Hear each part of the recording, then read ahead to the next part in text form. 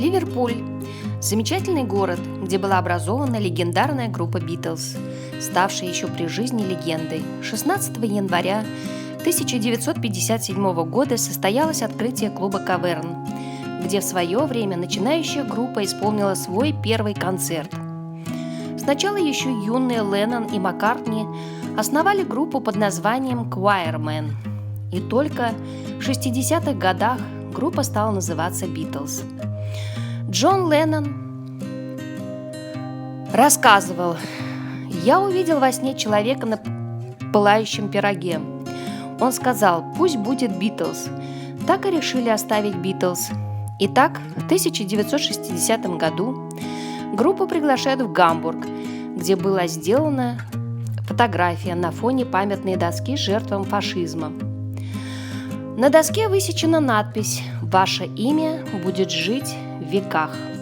Этот снимок оказался пророческим. Группа «Битлз» стала легендой еще при жизни.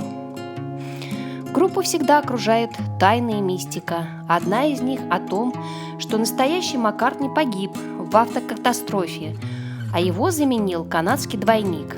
Об этом говорят даже фотографии с альбома «Битлз», где битлы переходят дорогу по зебре на Эбби-роуд. Маккартни идет босиком, что указывает на то, что он мертв. Многие из песен тоже имели таинственное происхождение. Знаменитая песня «Yesterday» является самой исполняемой и занесена в Книгу рекордов Гиннесса.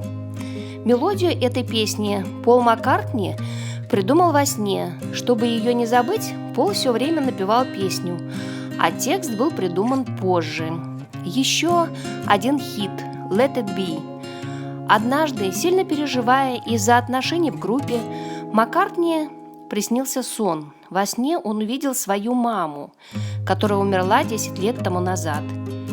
И она сказала ему мудрые слова: «It will be alright, just let it be». «Все будет хорошо, просто оставь все как есть». Песня «I'll be back», посвященная актрисе Джейн Эшер, подруге Пола Маккартни. «Сказать могу 100 раз прощай, и вдаль уеду, но я вернусь опять». И это действительно так, они возвращаются снова и снова. Наверное, неудивительно, что Битлз до сих пор потрясающе известны и любимы.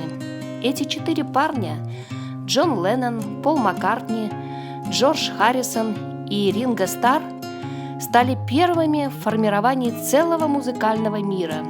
А еще им было что сказать своему поколению и поколению, следующим за ним.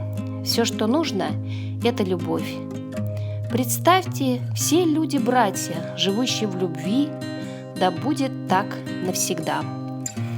Подписывайтесь на мой канал, ставьте лайки, чтобы узнать еще много интересного.